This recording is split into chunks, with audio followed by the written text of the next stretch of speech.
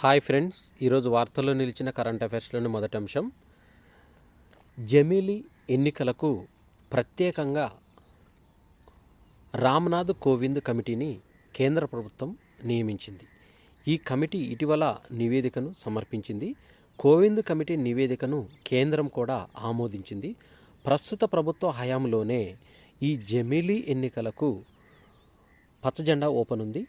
ఏకాభిప్రాయ చర్చల తర్వాత ఈ బిల్లును పెట్టాలని కేంద్ర మంత్రి అయిన అశ్విని వైష్ణవ్ తెలిపారు. ఏకకాల ఎన్నికలను తప్పుబట్టిన విపక్షాలు రబీలో ఎరువుల రాయితీకి 24,475 కోట్లను విడుదల చేయాలని నిర్ణయించింది. ముంబైలో జాతీయ నైపుణ్య కేంద్రాన్ని చంద్రయాన్ 4కు గ్రీన్ సిగ్నల్ ఇవ్వాలని కీలక నిర్ణయాలకు కేంద్ర కేబినెట్ సమ్మతి తెలపనుంది. ఈ దేశవ్యాప్తంగా 1951 నుంచి 1967 వరకు అన్ని ఎన్నికలు ఏకకాలంలో నడిచాయి. తర్వాత ఇందులో మార్పులు చోటు చేసుకున్నాయి. అసెంబ్లీ, పార్లమెంట్ల ఎన్నికలు ఒకేసారి ఎన్నికలు నిర్వహించడం మేలని 1999లో లా కమిషన్ పేర్కొంది. అయితే 2015లో పార్లమెంటరీ కమిటీ కూడా అదే విషయాన్ని సిఫార్సు చేసింది. అయితే ఆ అంశాన్ని దేశవ్యాప్తంగా విస్తృత మద్దతులు లభించింది. ఇక 2029 నుంచి లోక్సభ, శాసనసభ ఎన్నికల సంస్థకు స్థానిక సంస్థలకు ఏకకాలంలో ఎన్నికలు జరపడానికి ఒకవేళ ఎవరికి స్పష్టమైన అధికారం రాకపోతే ఐక్యత ప్రభుత్వ ఏర్పాటుకు లా కమిషన్ సిఫార్సు చేస్తుందని సంబంధిత వర్గాలు ఈ సందర్భంగా సమాచారాన్ని తెలిపాయి. ఇక చంద్రుడిపై నుంచి మట్టి శిలలు చంద్రయాన్ 4 ద్వారా Venus arbiter machine Gaganyaan Chandrayaan 4 ద్వారా విస్తరణకు చేపట్టారు. దీనికి సంబంధించి 2,104 కోట్లతో చేపట్టిన చంద్రయాన్ 4 ద్వారా 2040 నాటికి చంద్రునిపైకి మన వ్యోమగాములను పంపించి అక్కడ మట్టిని, శిలలను భూమిపైకి తీసుకురానట్టు వెల్లడించారు. ఈ దిగువ కక్షల్లో 30,000 టన్నుల పేలోడ్ల నుంచేలా తదుపరి తరం లాంచ్ వెహికల్స్ వినియోగానికి 8,240 కోట్లను ఇచ్చేందుకు కేంద్ర కేబినెట్ మద్దతు తెలిపింది.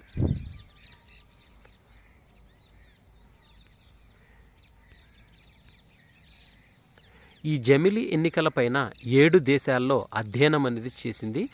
దానిలో దక్షిణాఫ్రికా, Sweden, Belgium, Germany, Japan, Indonesia, Philippines అనే దేశాల్లో కూడా ఈ జమిలీ ఎన్నికలపైన అధ్యయనం చేశారు. ఇక దక్షిణాఫ్రికాలో జాతీయ అసెంబ్లీకి, ప్రొవిన్షియల్ లెజిస్లేచర్కు ఒకేసారి ఎన్నికలు జరుగుతాయి. ఇక స్వీడన్లో నైష్పత్తిక ప్రాతిపదికన ఎన్నికలు నిర్వహిస్తారు. జర్మనీలో ఛాన్సలర్ నియామకంతో పాటు అదనంగా అవిశ్వాస తీర్మానం సమయంలో కూడా ఈ వినియోగించుకునేందుకు నిర్మాణాత్మక ఓటు అనేది ఉంది. ఇక జపాన్లో తొలుత ప్రధాని అభ్యర్థికి నేషనల్ డైట్ నిర్ణయిస్తుంది. 2019 నుంచి ఇండోనేషియా జమిలీ ఎన్నికలను నిర్వహిస్తుంది.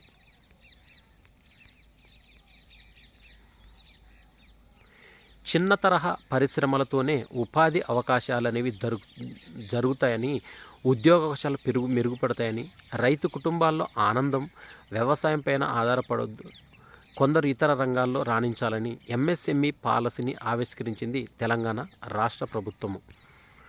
ఈ సందర్భంగా రైతుల ఆలోచనలో కూడా మార్పు రావాలని, విద్యకు నైపుణ్యానికి మధ్య అంతరాన్ని తగ్గించాలని వీరి ప్రభుత్వము దక్షిణ కొరియాలో ఇటీవల జరిపిన పర్యటనలో తెలంగాణలో పెట్టుబడులు పెట్టాలని ఆహ్వానించారు.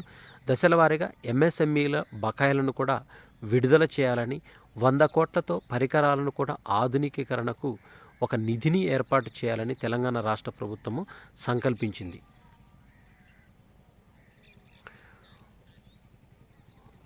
పుట్టుకతో అందులకు కంటి చూపు తీసుకొచ్చే విధంగా సిద్ధమైంది న్యూరాలింక్ అనే ఒక సంస్థ. ఇది అరుదైన ప్రయోగానికి సిద్ధమైంది. ఈ బ్లైండ్ సైట్ పేరిట ఒక వినూత్న పరికరానికి ఈ న్యూరాలింక్ అనే సంస్థ US food and drug administration అనుమతి పొందింది. దీని ద్వారా ఈ పరికరాన్ని వాడేవారిలో మొదటగా దృష్టి సామర్థ్యంతో కొంత తక్కువగా ఉంటుంది, కానీ కొంతకాలానికి సహజమైన కంటి చూపు కంటే మెరుగైన సామర్థ్యం వస్తుందని ఈ మస్క్ బృందం తెలిపింది. న్యూరాలింక్ సంస్థ. June to August climate central ఒక నివేదికను విడుదల చేసింది.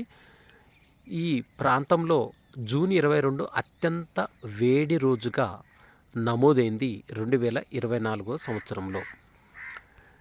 ఇది భూతాపం పెరగడము 2023 కంటే ఈ ఏడాది అత్యధిక ఉష్ణోగ్రతలు నమోదయ్యాయి.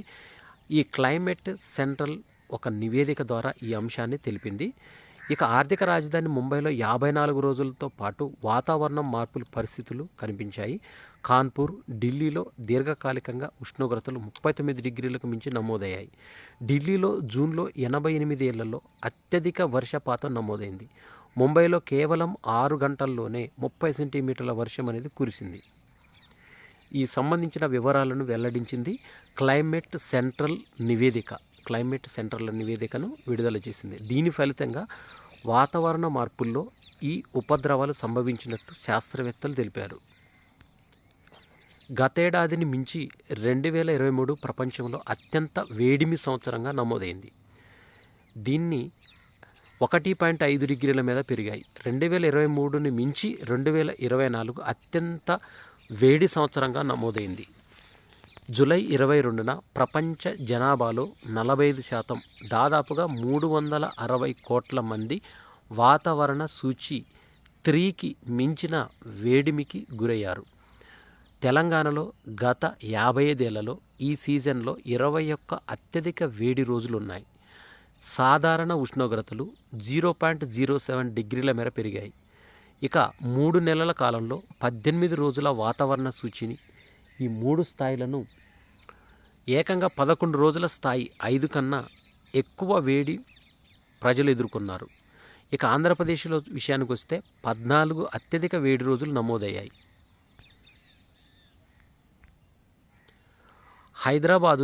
హైదరాబాదులో ఉన్న తెలుగు విశ్వవిద్యాలయానికి ప్రసిద్ధ కవి, పరిశోధకుడు, ఉద్యమకారుడు, పత్రికా సంపాదకుడైన సురవరం ప్రతాపరెడ్డి పేరును పెట్టనున్నట్టు తెలంగాణ రాష్ట్ర ప్రభుత్వం ఇటీవల వెల్లడించేసింది. ఈ ఉమ్మడి రాష్ట్రంలో 1985 డిసెంబర్ 2న ప్రారంభించిన పొట్టి శ్రీరాములు తెలుగు విశ్వవిద్యాలయానికి పొట్టి శ్రీరాములు పేరును పెట్టారు ఆ రోజు. దీంతో రాష్ట్ర విభజన 10 ఏళ్లు పూర్తవడంతో రాష్ట్ర విద్యార్థుల ప్రవేశాలకు మాత్రమే నోటిఫికేషన్ జారీ చేసింది. ఈ సందర్భంగా ఉమ్మడి మహబూబ్ నగర్ జిల్లాకు చెందిన సురవరం ప్రతాపరెడ్డి పేరును పెట్టేందుకు ప్రభుత్వం సిద్ధమైంది.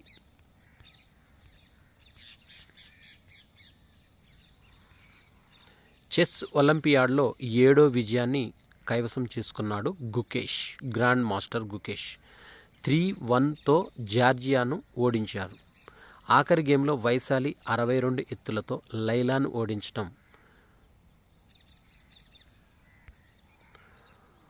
కామన్వెల్త్లో youth, junior, senior weight lifting ఛాంపియన్షిప్లో భారత క్రీడాకారులు సత్తా చాటుతున్నారు. యూత్ విభాగంలో భారత క్రీడాకారులు 11 స్వర్ణ పతకాలు, 3 రజత పతకాలు సాధించారు. యూత్ పురుషులు 49 కేజీల విభాగంలో బాబులాల్ హెంబ్రోమ్ కామన్వెల్త్ జాతీయ రికార్డులతో బంగారు పతకం గెలుచుకున్నాడు. మీనా శాంటా, బేద భరత్ బరాలి, జోష్నా షాబర్, ఆకాంక్ష, ఆష్మిత, భార్గవి, మహారాజన్, కిషోర్ మాధవన్, బోలో యాలాం స్వర్ణాలు సాధించారు. పంజాబ్ కింగ్స్ చీఫ్ కోచ్గా ఆస్ట్రేలియా దిగ్గజ ఆటగాడు రికీ పాంటింగ్ నియమితులయ్యారు. ట్రెవర్ బెయిలీస్ స్థానంలో పాంటింగ్కు చీఫ్ కోచ్గా పంజాబ్ ఫ్రాంచైజీ బుధవారం బాధ్యతలు అప్పగించింది. భారత్లో అత్యుష్ణ పరిస్థితులు ఏర్పడ్డట్టు జూన్ టు ఆగస్టు మధ్య ఏకకాలంగా 7 రోజుల పాటు ప్రమాదకరమైన స్థాయిలో అత్యధిక ఉష్ణోగ్రతలు నమోదయ్యాయని అమెరికాకు చెందిన క్లైమేట్ సెంట్రల్ సంస్థ నివేదిక ద్వారా తెలిపింది. 1970 తర్వాత ఇదే అత్యుష్ణ త్రైమాసిక సంవత్సరంగా వాతావరణ శాస్త్రజ్ఞులు తెలిపారు. ఒక తాజా అధ్యయనం అనేది వెలుగులోకి వచ్చింది. 3 కప్పుల కాఫీని తాగడం ద్వారా గుండె ఆరోగ్యానికి మేలు కలిగిస్తుందని, ఫ్యాటీ లివర్ సహా అనేక జీవక్రియలను సంబంధించిన అనారోగ్య ముప్పులకు అవకాశాలు తీవ్రత తగ్గిస్తుందని 40-48% తగ్గిస్తుందని, ఈ కెఫిన్ తీసుకుంటే 1.72 లక్షల మంది సమాచారాన్ని చైనాలో సుఖౌ యూనివర్సిటీకి చెందిన సుఝౌ మెడికల్ కాలేజీ పరిశోధకులు ఈ విషయాన్ని తెలిపారు. బుకర్ ప్రైజు బరిలో 5 మహిళా రచయిత్రులు. బ్రిటిష్ రచయిత్రి సమంతా హార్వే అంతరిక్షంలో జరిగే ఆర్బిటల్ను రాసింది. గూఢాచారి నవల క్రియేషన్ లేక్తో అమెరికన్ రచయిత్రి రేచల్ కష్నర్, కుటుంబ కథ హెల్డ్ను రచించిన కెనడా రచయిత్రి ఏనీ మైకెల్స్, తాత్విక నవలైన స్టోన్ యార్డ్ డివోషనల్తో ఆస్ట్రేలియా రచయిత్రి పాలట్ వుడ్, ది సేప్ కీఫ్ అనే నవల రాసిన డచ్ రచయిత్రి అయిన ఏల్ డేర్ వాన్ వుడెన్. వీరు 2024 బుకర్ బహుమతి కోసం ఫైనల్కు చేరారు. వీరితో పాటు షార్ట్ లిస్ట్లో అయిన ఏకైక పురుష రచయిత అమెరికాకు చెందిన పెర్సివల్ ఎవరెట్ జేమ్స్ అనే రచనకు గాను ఇతను కూడా బుకర్ ప్రైజ్ బరిలోకి ఉన్నారు. సింధు జలాల ఒప్పందంపైన సమీక్ష జరగాల్సిందని పాకిస్తాన్కు భారత్ నోటీసులను పంపింది. 1960 సెప్టెంబర్ 19న కుదిరిన సింధు జలాల ఒప్పందం ప్రపంచ బ్యాంకు, కెనడా కూడా భాగస్వామిగా ఉంది. దీనిలో ఈ 2 దేశాలతో నిర్వహించే సింధు ఉపనదుల జలాల పంపకానికి ఈ ఒప్పందం అనేది దీనికి సంబంధించిన నియమ నిబంధనలని నిర్దేశించింది. జనాభా పర్యావరణ పరంగా మార్పులు రావడం, హరిత ఇంధన వినియోగానికి ప్రాధాన్యం పెరగటం అనేవి కారణాల వల్ల ఈ సింధు నది జలాల ఒప్పందాన్ని సమీక్షించక తప్పదని భారత్ వివరించింది. ప్రాణాంతక మంకీపాక్స్ వ్యాధి పలు దేశాలను వణికిస్తున్న వేళ భారత్లో 2వ కేసు అనేది నమోదైంది. 38 ఏళ్ల వ్యక్తికి ఈ వ్యాధి సోకినట్లు ఆరోగ్య శాఖ మంత్రి వీనా జార్జ్ ఫేస్ తెలిపారు. ఉత్తర కొరియా 2 బాలిస్టిక్ క్షిపణులను ప్రయోగించింది. దీనిలో రహస్య యురేనియం శుద్ధి కేంద్రాన్ని ప్రపంచానికి పరిచయం చేసిన కొన్ని రోజులకే ఉత్తర కొరియా ఈ ప్రయోగాలను చేయడం గమనార్హం. అసోసియేట్ ఆడిట్ బ్యూరో ఆఫ్ సర్క్యులేషన్కు ఏసీబీకి చైర్మన్గా రియాద్ మాథ్యూ ఎంపికయ్యారు. ఈయన ఈ పదవిలో ఏడాది కాలం అంటే 2024-25 సంవత్సరం 1 సంవత్సరం మాత్రమే ఈ పదవిలో కొనసాగుతారు. Press trust of India PTI బోర్డులో 2009 ఆగస్టు నుంచి డైరెక్టర్గా ఉన్న మాథ్యూ 2016-17లో press trust of India board చైర్మన్గా వ్యవహరించారు. ఢిల్లీ ముఖ్యమంత్రిగా అతీషి ప్రమాణము ఈ నెల 21న చేస్తారు. దీంతో ఢిల్లీని పరిపాలించిన ముఖ్యమంత్రులలో అతీషి 3వ వ్యక్తి కావడం గమనార్హం. గతంలో సుష్మా స్వరాజ్, షీలా దీక్షిత్ ఢిల్లీకి ముఖ్యమంత్రులుగా చేశారు. అతీషి 3వ వ్యక్తి. ఈమెతో లెఫ్టినెంట్ గవర్నర్ వికే సక్సేనా ప్రమాణ స్వీకారం చేయించనున్నారు. ఆర్టికల్ 370 రద్దయిన తర్వాత జమ్మూ కాశ్మీర్లో తొలి దశ ఎన్నికలనేవి నిన్నటి రోజున జరిగాయి.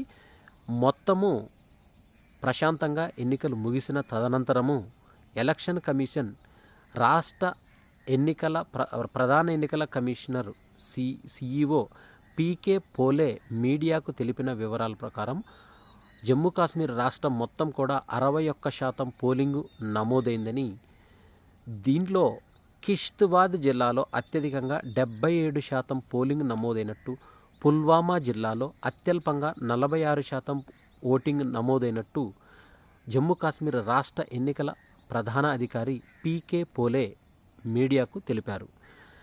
దీంతో మిగతా 66 నియోజకవర్గాలకు సెప్టెంబర్ 25న, అక్టోబర్ 1 తేదీల్లో 2-3 దశలలో ఎన్నికలు జమ్మూ కాశ్మీర్ రాష్ట్ర వ్యాప్తంగా జరగనున్నాయి.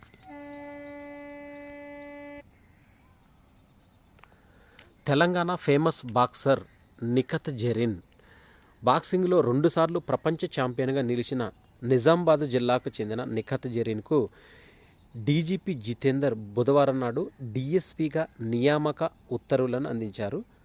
ఈ సందర్భంగా శాంతి భద్రతల అదనపు డీజీ మహేష్ భగవత్ ఆమెను అభినందించారు.